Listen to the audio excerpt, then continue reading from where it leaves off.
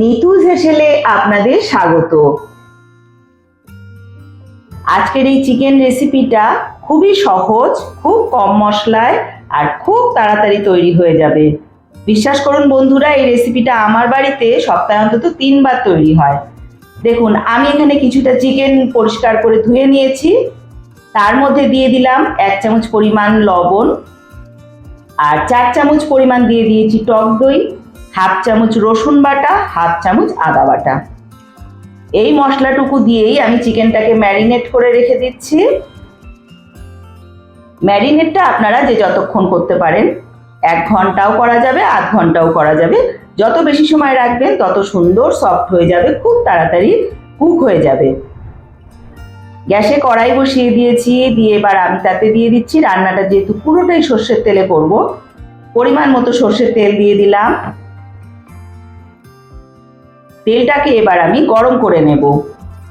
এই রান্নাটা এত সুস্বাদু হয়। দেখুন, এখানে আমি মিহি করে কুচিয়ে রাখা পেঁয়াজ দিয়ে দিলাম। দিয়ে এবার পেঁয়াজটাকে আমি তেলের মধ্যে হালকা করে ভাজবো, খুব বেশি ভাজবো না। তার মধ্যে দিয়ে দিচ্ছি কুচিয়ে রাখা কাঁচা লঙ্কা। এইবারে এইগুলোকে আমি একটু সময় ভেজে নেব, খুব বেশি লাল লাল করে ভাজতে হবে না। চিকেনের এই রেসিপিটা আপনারা ভাত, পোলাও, ফ্রাইড রাইস, রুটি, পরোটা সব কিছুর সঙ্গেই সুন্দর খেতে পারবেন।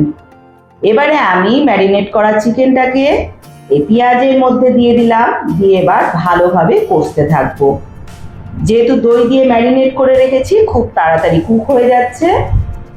দেখুন, আমার অলমোস্ট কুক হয়ে গেছে। এবারে আমি এখানে দিয়ে দিচ্ছি 1 চামচ পরিমাণ ধনের পাউডার আর দিয়ে দিচ্ছি হাফ চামচ পরিমাণ লাল লঙ্কার পাউডার। দিয়ে ভালোভাবে কষে নেব। একটা জিনিস দেখলেন বন্ধুরা, আমি কিন্তু এতে একদম জল ব্যবহার করব না। এইভাবে মশলায় আর তেলেই কিন্তু এই রান্নাটা হয়ে যাবে। টক দই দেওয়ার কারণে খুব তাড়াতাড়ি রান্নাটা কিন্তু তৈরি হয়ে যাবে। কত সুন্দর কালার এসছে। যেহেতু খুব কম মশলায় রান্না হয়, এই চিকেনটা কিন্তু আপনারাও সপ্তাহে 3 দিন খেতেই পারেন, কোনো অসুবিধা নেই। কত সুন্দর কালার এসছে দেখুন। আর গন্ধটা, সেটা তো আমি পাচ্ছি, আপনারা কিন্তু পাচ্ছেন না। একবার বাড়িতে অবশ্যই ট্রাই করবেন। চিকেনটা কিন্তু আমার অলমোস্ট রেডি হয়ে এসছে, খুব সুন্দর কুক হয়ে গেছে। এবারে আমি দিয়ে দিচ্ছি শেষ পর্যায়ে এসে হাফ চামচ গরম মশলার পাউডার। ভালোভাবে কিন্তু আমি গ্যাসের ফ্লেমটা বাড়িয়ে দিয়ে এই সময় একটু ফুটিয়ে নিচ্ছি। আর এই পর্যায়ে আমি দিয়ে দেব 1 চামচ পরিমাণ কেওড়া জল। ব্যাস, আর কোনো মশলার প্রয়োজন নেই। এটাকে দিয়ে একটু নাড়াচাড়া করে ঢাকা দিয়ে রেস্টে রেখে দেবেন 10 মিনিট। খাওয়ার আগে পরিবেশন করবেন গরম গরম। দুর্দান্ত স্বাদ হবে, কথা দিচ্ছি।